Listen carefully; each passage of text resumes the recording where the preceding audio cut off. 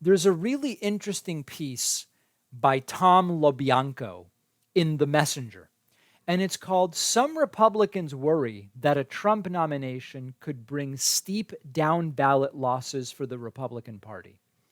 The article explains, and also we could talk about even more broadly than just this article, that Republican insiders are worried.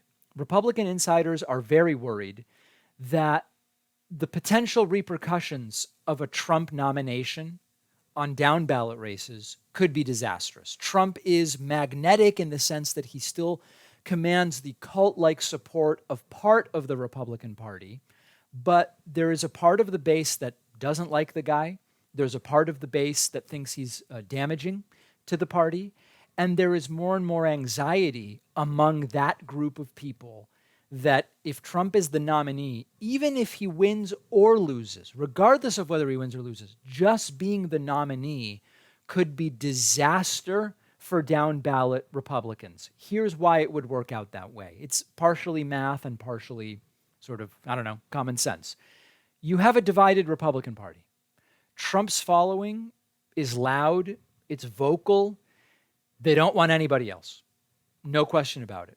But Donald Trump also has polarized the Republican Party. And there are portions of the Republican Party, about 45% by recent polling, that don't want Trump.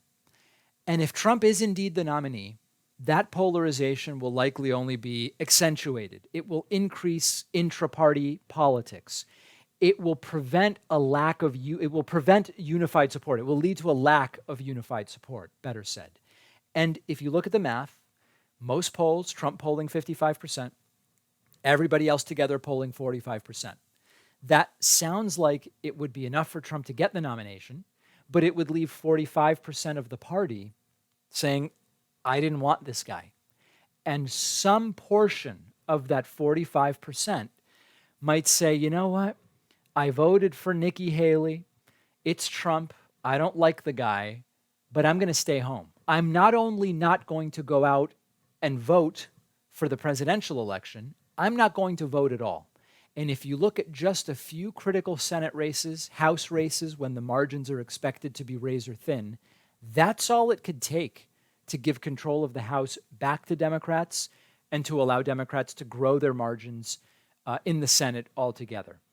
The moderates are particularly at risk in this situation. So the other effect of this would be that it could further radicalize the Republican Party. If you look historically at the tight races in swing states, and it makes sense that it would be moderates, in the very red states, you tend to have more extreme Republican candidates.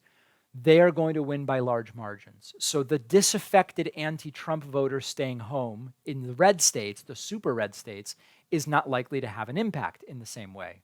If you look at swing states, where maybe a Republican would be the senator, but maybe a Democrat would be the senator. If you look at those states and you look at the thin margins, just a few percent of the Republican electorate saying, I'm angry that they did the Trump thing again, I'm staying home, that could swing some races in the direction of Democrats, and that could be a true disaster for the Republican Party. We need only look at 2018, 2020, and 2022 to know that this is possible. 2018 did not go well for Donald Trump in terms of the midterms. Democrats doing very well. 2020 did not go well for Donald Trump in that he lost the presidency for the Republican Party. 2022 was the red wave that wasn't, which actually saw the Democrats in the Senate grow their majority, a red wave in which Democrats gain ground. So 3 disasters in a row, all directly linked to Donald Trump. What happens in 2024? The Republican Party is having problems in suburban areas. That can be attributed to the Trump backlash. They are struggling to find some kind of policy platform that is appealing. Anti-woke isn't working, and abortion isn't working at all. So we are going to see. And then add to this, COVID killed more Trump supporters than Biden supporters. Other statistical realities are not going in the favor of Republicans. I know that this is said every year, every election, and 3 elections in a row it's been true. This could be another disaster for the Republican Party. However, I will remind everybody, we are all still going to vote. I know that I had to do this in 2020. Even if we see the polling and we say, hey, it looks good for Biden, it looks fine, we don't stay home. Even if it looks like there will be a Republican backlash to Donald Trump and many Republicans will stay home, we don't stay home. It's too risky. It's too dangerous. There is just too much riding on it.